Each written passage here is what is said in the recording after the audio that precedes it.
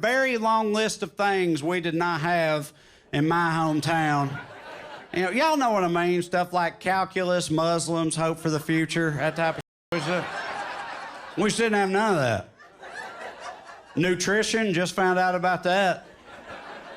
That'd been good to have, I bet. Comedian and friend of the network, Trae Crowder, knows a thing or two about living under the cruel conditions that the Republican Party's policies have caused. You know, when he says to people like this, like, I'm going to, I'm going to go to Mexico and make them pay and bring your jobs back and all this stuff he was saying, it's like, he's speaking directly he's saying exactly what they want to hear. And I understand why they want to believe that stuff. It's just, even then at the time, I was like, but I don't get why they do believe it coming from this guy. Like, he's so clearly incapable of delivering on any of those promises. And also he hates and is disgusted by these people, and he's completely full of shit. So I don't know why they are on board with it, but I do get why they want to believe it. And how the Republican Party, especially since the rise of Donald Trump and his unique flavor of fascism disguised as populism, has continued to lie, to exploit the same people who voted them into those positions of power and deserve to be living under better conditions. At this point, I just feel like they're too dug in, they're too committed. It's too much about like owning the libs, and it's like sports and pro wrestling all wrapped up in one. It's their team and they want their team to win, and it's just all gotten super muddied and everything else. The team sports and WWE attitude Trae is talking about speaks to one of the biggest flaws of our political system, and is sadly a feature of its design, not a flaw we couldn't have foreseen.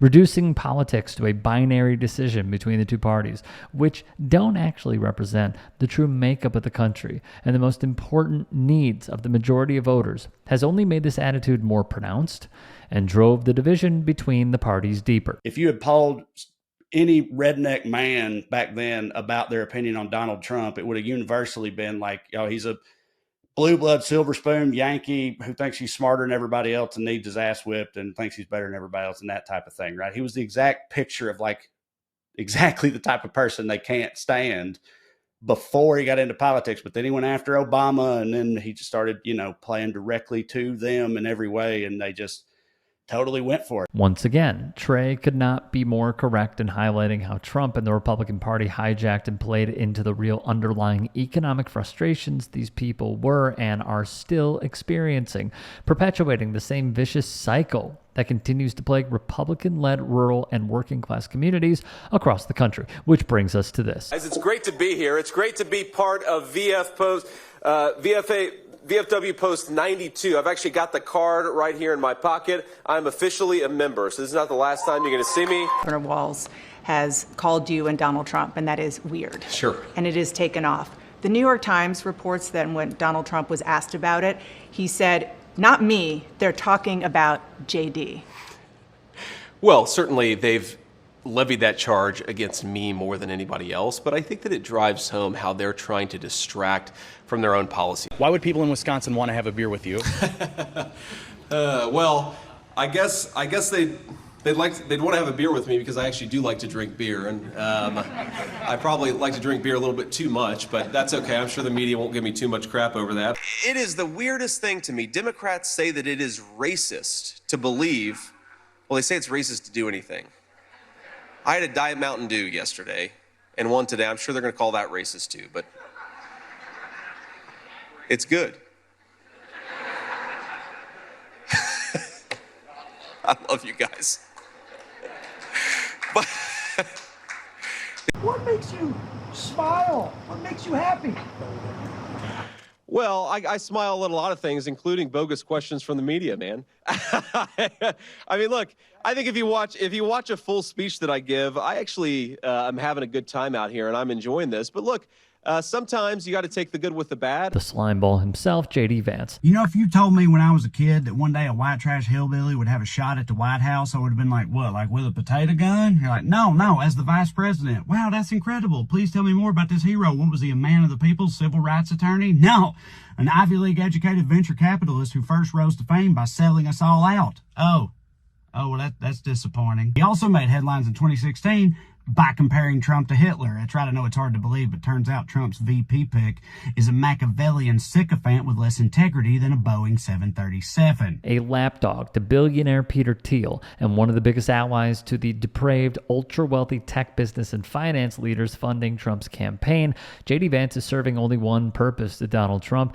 access to his network and the hundreds of millions of dollars that can flow into his campaign from them. Vance is your typical ambitious, power-hungry, sleazy politician who will do anything to keep moving up the ladder. And he's smart enough to know that the only way to do so, as of now, is through Donald Trump. He also brought his wife to my comedy show, and they hung out after. That's right, I saw you loving all that woke, JD. You know you loved it. That's right, that's actually true, y'all. He came to my show. We hung out afterwards at the bar, drunk beers. You know what we talked about? This is all we talked about.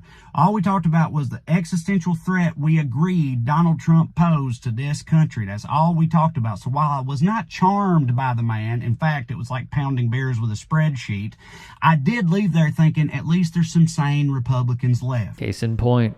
But Trae is far from done in exposing JD Vance for the fraud he is. I got around to his book. I was like, how did this book capture the hearts of the intelligentsia? Turns out it's because that book's whole message is, hey, you know how y'all think my people are a bunch of worthless pieces of with nothing to offer society? Well, you're right. You're totally right. We suck, but not me. Please accept me. I'm different. I once got paddled by a tycoon son in Connecticut. Accept me, please. And they did. And that's when my opinion of him started to change, you know, because me and JD, we have stuff in common. White trash, hillbilly mamas, higher education got out, all that. But see, I don't hate my people, though. I don't. I'd sooner throw it all away than line my pockets with predatory payday loan or big pill profits, okay? I love my people. I understand that my people struggle not due to some inborn cultural affliction, but due to the capricious malice of the masters that he now serves, all right? And that's the crux of why Vance is so dangerous. He doesn't care about anyone but himself and is willing to go to any length to improve his status and image, even if that means spitting on hundreds of thousands of people in the process. Dude, I feel like he's like Ohio's Ted Cruz. It's like, I know he he won an election up there, but even people there don't like him.